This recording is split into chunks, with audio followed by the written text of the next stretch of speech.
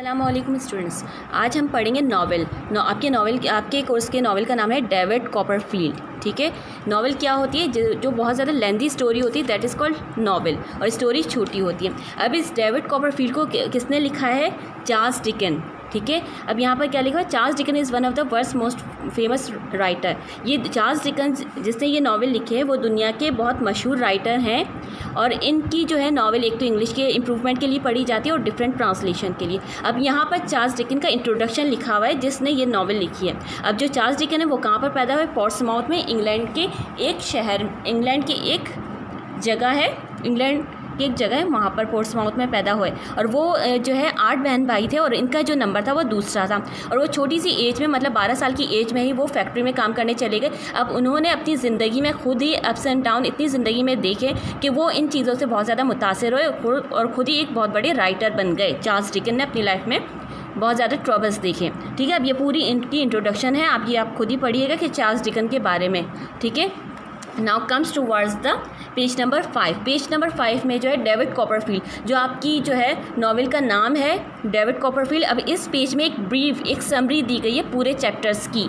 अब देखिए, चैप्टर्स तो आपके 28 हैं, ठीक है, लेकिन इस पेज में, पेज नंबर 5 में आपको इसकी समरी दी गई है। अब इस समरी में क्या लिखा हुआ है कि David Copperfield is one of the Dickens. ये जो डेविड कॉपरफील्ड है, ये जो है चार्ल्स डिकन का एक लेटर नॉवेल है, और ये जो है इन्होंने खुद अपने तौर पर लिखी है। अब इसमें Charles Dickens had a difficult childhood. Childhood का मीनिंग ये होता है बचपन। चार्ल्स डिकन का खुद ही एक मुश्किल तरीन बचपन था। उनके जो है अपने जो फादर थे वो कैद में रह गए थे किसी कर्जे की वजह से, और उनकी जो फैमिली थी चार्ल्स डिकन की बहुत ज़्यादा गरीब हो गई थी।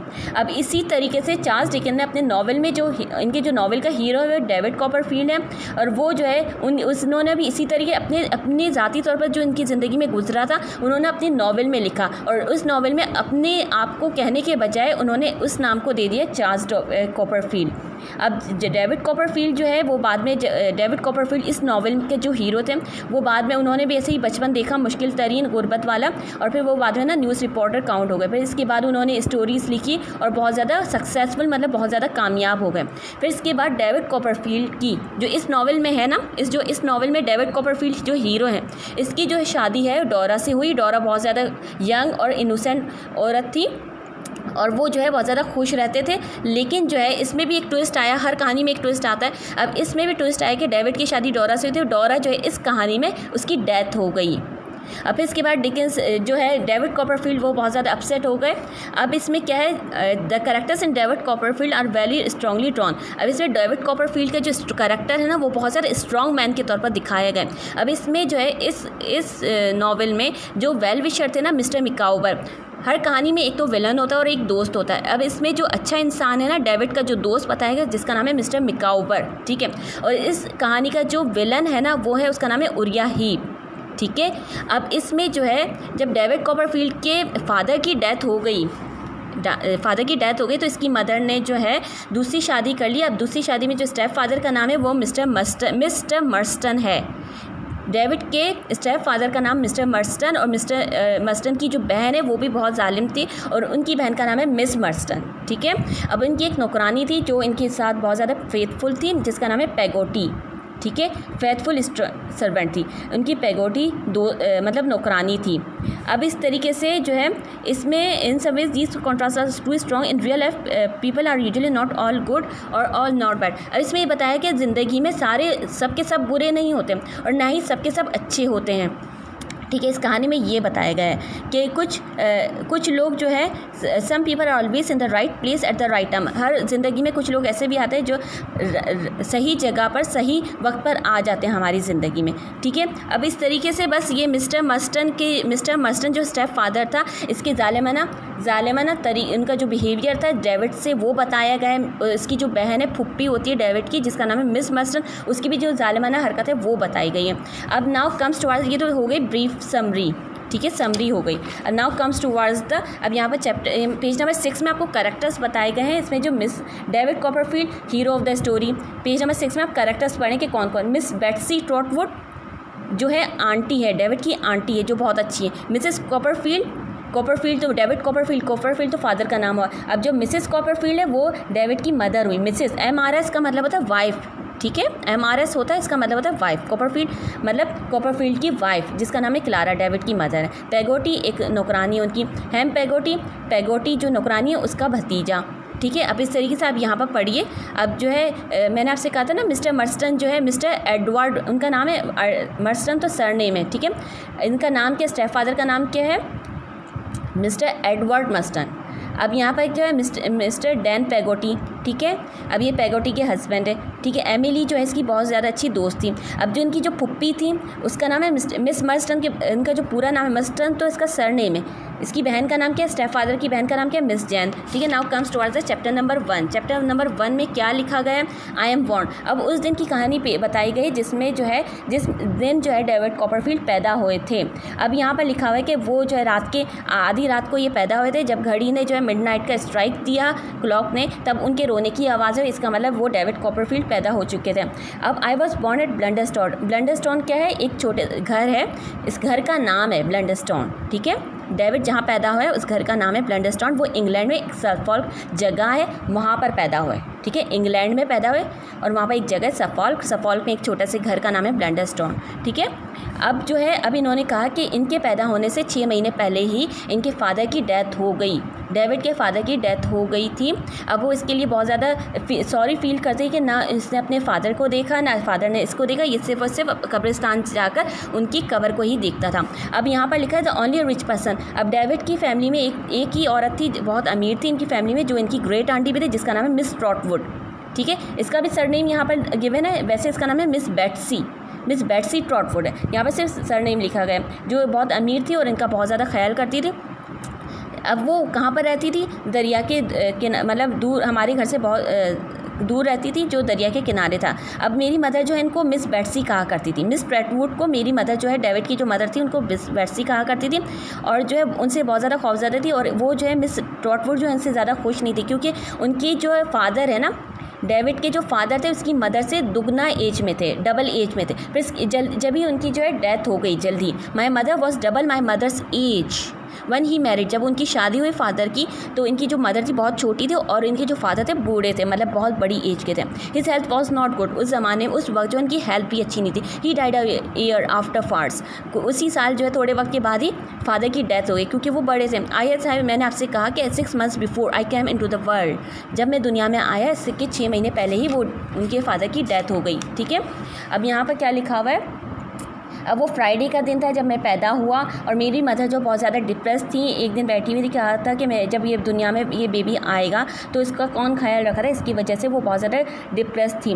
अब यहाँ पर लिखा हुआ है एक वक्त था जब वो she was depress about her self and about the fatherless child, यानी बिना बाप के बच्चे के बारे में बहुत ज़्यादा डिप्रेस थी। She was thinking about all this, ये तमाम बातें सोच रही थी कि एक जो है स्ट्रेंज, मतलब जिसको नहीं जानते, एक औरत उनके घर पर आई और वो जो है देख रही थी इनके साथ साथ miss my mother realise that, तो मेरी मदर ने सोचा कि ये मिस बेट्सी हो सकती है, मिस बेट्सी ट्रॉटवुड हो सकती हैं। तो जैसे ही मिस बेट्सी रीच आउट, जैसे ही मिस बेट्सी उस घर में आई, उन्होंने डोरबेल को रिंग नहीं किया, दरवाज़ा नहीं बजाया, बल्कि विंडो से ही देखा। मेरी मदर जो है उन्होंने देखा कि मिस बेट्सी आई हैं। माई मदर वॉज फ्राइटेंड, मेरी मदर जो है बहुत ज़्यादा घबरा गई, डर गई और वो चेयर पर बैठी हुई थी। फिर इसके बाद ही जो है miss Betsy looked around the room, उन्होंने मिस बेट्सी घर में आई और उन्होंने देखा, उन्होंने जो है डोर को वो नहीं किया था, इनके साथ कोई और स्ट्रेंज वूमन भी, एक औरत भी आई थी। अब ये कहा था उस दिन की कहानी, विजिटर भी आई, मिस बेट्सी ट्रॉटवुड भी आई। अब ये उस दिन की कहानी है जब ये जो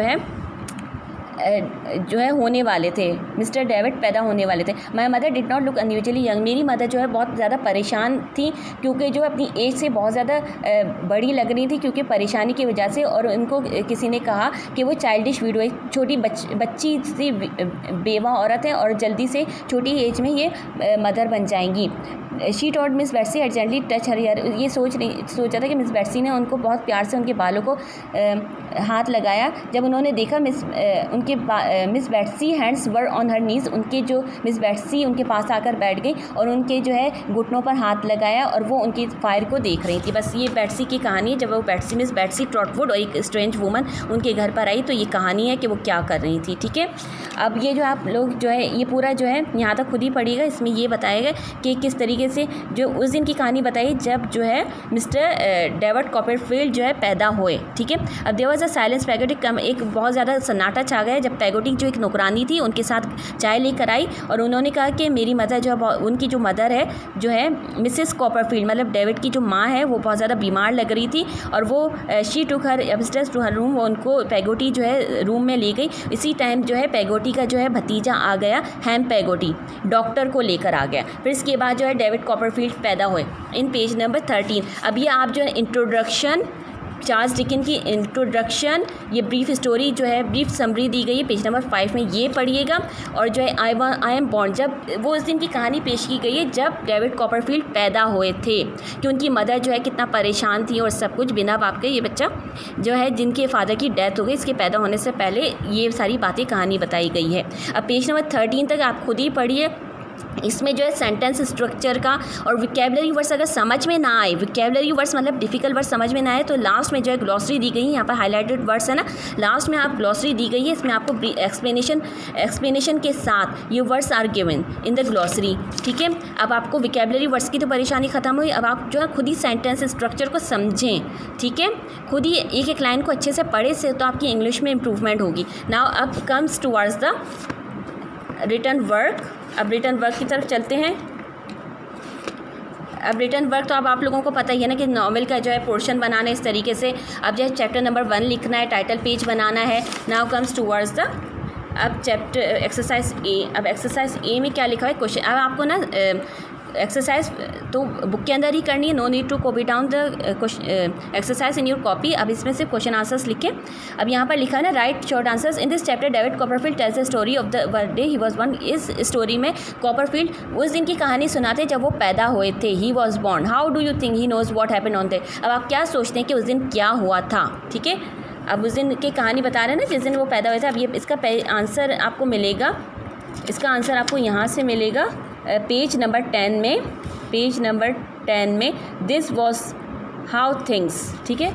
अब यहाँ से लेकर दिस वॉज हाउ थिंग्स पहली लाइन में लिखा हुआ है यहाँ तक, स्पिरिट्स वर लो, स्पिरिट्स वर लो मतलब उनकी यहाँ तक 4 लाइन आंसर है, ठीक है। इसमें डेविड कॉपरफील्ड यहाँ तक आंसर लिखिएगा। समझ में आई बात। अब why do you think David's mother was so depressed. अब आप क्यों सोचते हैं कि डेविड्स की मदर क्यों परेशान थी। अब जाहिर सी बात है वो परेशान थी कि उनके जो है बेबी को कौन संभालेगा। अब पेज नंबर 10 में ही इसका आंसर है, शी वॉज डिप्रेस्ड से लेकर शी वॉज डिप्रेस्ड, यहाँ से लेकर जो है आप जो है आंसर लिखिएगा सून बी बॉर्न तक, she was depressed soon be born तक। Only 2 line answer of question number 2, ठीक है। अब क्वेश्चन नंबर 1 है और 2 समझ में आ गए। अब जो एक्सरसाइज बी है ना, अब आपको ये बुक में ही करनी है और इसमें क्या लिखा हुआ है बी, पेज नंबर 105 में। अब आपको रीडिंग जो है अच्छे तरीके से चैप्टर नंबर 1 की करनी है, ठीक है। 105 में अब आपको एक्सरसाइज बी में आंसर्स मैं आपको बता रही हूँ।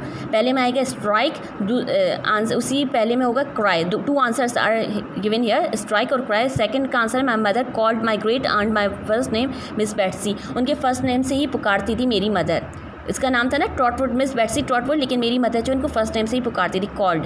Instead of ringing the doorbell, doorbell बजाने के बजाय रिंगिंग, इसमें आंसर होगा। और लुक्ड इन एट विंडो, ठीक है, लुक्ड आएगा। और 4th में आ जाएगा सेंट, ठीक है। अब this is the exercise chapter number 1 has been completed. अब आपको जो है क्वेश्चन आंसर सही से लिखने हैं। और 3rd वाला अब आप खुद ही अच्छे से पढ़िएगा। बार बार मैं यही कह रही हूँ कि एक एक लाइन को अच्छे से पढ़ें, अगर समझ में ना आए तो जो है आप कोशिश करें समझने की। Thank you.